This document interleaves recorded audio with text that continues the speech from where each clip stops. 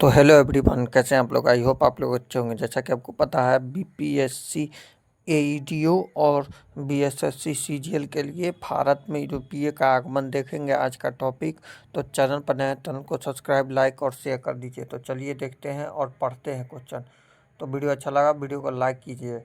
चलिए, भारत में यूरोपियों का आगमन। मध्यकालीन भारत में समुद्री मार्गों की खोज के बाद यूरोपीय शक्तियों का आगमन हुआ। वे मुख्य रूप से व्यापार, विशेषकर मसाले, रेशम, कपास और कीमती धातुओं के लिए भारत आए थे। धीरे धीरे ये व्यापारिक गतिविधियां राजनीतिक हस्तक्षेप और फिर उपनिवेश शासन में बदल गई। इसके प्रमुख यूरोपीय शक्तियों और उनका आगमन कब कब हुआ। पुर्तगाली वास्को डी गामा 20 मई 1498 को कालीकट, केरल पहुँचे। कालीकट का जो शहर है वो केरल में है, वहाँ पहुँचे। कब? 20 मई 1498 को। पुर्तगाली ने सबसे पहले भारत में व्यापारिक केंद्र फैक्ट्री स्थापित की। गोवा 1510 में पुर्तगाली का मुख्य ठिकाना बना। तो गोवा में पहला किया था फैक्ट्री। पुर्तगाली का सबसे पहले कब आए थे? 20 मई 1498 को कालीकट, केरल में पहुंचे थे। ठीक है। अब उसके बाद डच आए। डच कब आए थे? 1602 में डच ईस्ट इंडिया कंपनी बनी। 1605 में उन्होंने मछलीपट्टनम, आंध्र प्रदेश में पहला व्यापारिक केंद्र खोला था। कब? 1605 ईस्वी में उसने मछलीपट्टनम, आंध्र प्रदेश में जो मछलीपट्टनम है उसमें पहला व्यापारिक केंद्र खोला। डचों का मुख्य ध्यान मसालों पर था, क्योंकि ये तो आए हुए थे, ये भी पुर्तगाली मसाला करते थे इसमें। तो अगला देखते हैं, अंग्रेज। उसके बाद 1600 ईस्वी में ईस्ट इंडिया कंपनी का गठन हो गया। 1608 में कैप्टन विलियम हॉकिंस सूरत पहुंचा था। 1619 में जहांगीर ने अंग्रेजों को सूरत में फैक्ट्री लगाने की अनुमति दे दी, क्योंकि 1619 में जहांगीर ने अंग्रेजों को सूरत में फैक्ट्री लगाने की अनुमति। धीरे धीरे अंग्रेज भारत में सबसे शक्तिशाली औपनिवेशिक शक्ति बन गया। उसके बाद डेनिस आए। डेनिस कब आया? डेनिस 1616 में डेनिस ने ईस्ट इंडिया कंपनी बनी। उन्होंने त्रिकोमली, श्रीलंका के सेरामपुर, बंगाल में केंद्र स्थापित किया।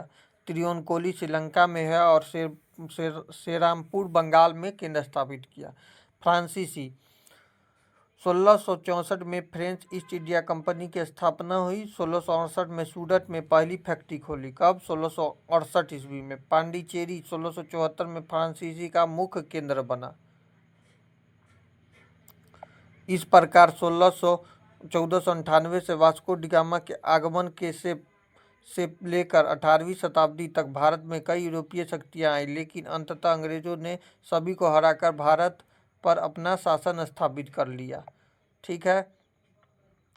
उसके बाद 1498 से 1700 में भारत में यूरोपियों का आगमन देखते हैं। पुर्तगाली 1498 में Vasco D gamma Calicut, Kerala पहुंचा। 1500 में केवल कालीकट आया।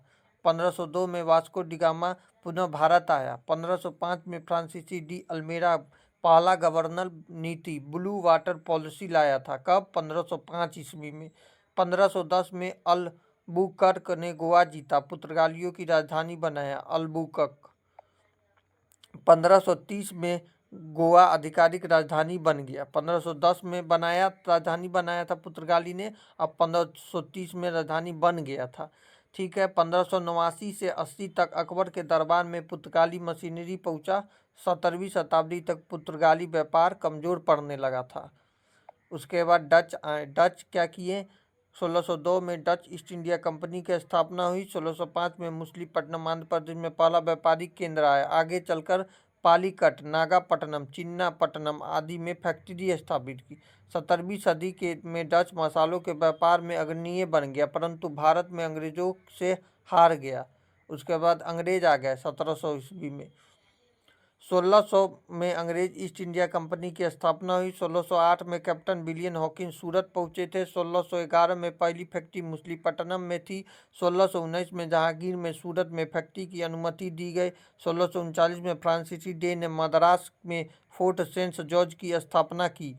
17वीं शताब्दी के अंत तक अंग्रेजों भारत की सबसे प्रभावी शक्ति बनने लगे थे। उसके बाद डेनमार्क आए। डेनमार्क 1616 में डेनिश ईस्ट इंडिया कंपनी बनी। 1620 में तंजौर तमिलनाडु के ताकेवार केंद्र बना। बाद में बंगाल के सेरामपुर में भी केंद्र बनाया। फ्रांसीसी उसके बाद आए। फ्रांसीसी 1664 में फ्रेंच ईस्ट इंडिया कंपनी की स्थापना हुई। 1668 में सूरत में पहली फैक्ट्री खोली। 1674 में पांडिचेरी मुख्य केंद्र बना। 17वीं शताब्दी के अंत तक फ्रांसीसी ने अंग्रेज में भारत में प्रमुख प्रतिद्वंदी बन गए। निष्कर्ष देख लेते हैं।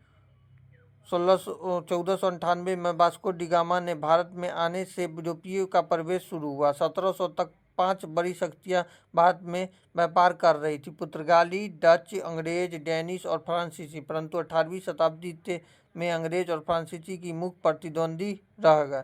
तो वीडियो कैसा लगा नीचे कमेंट कीजिएगा। चैनल पर नया चैनल को सब्सक्राइब लाइक शेयर कर दीजिएगा। Thank you.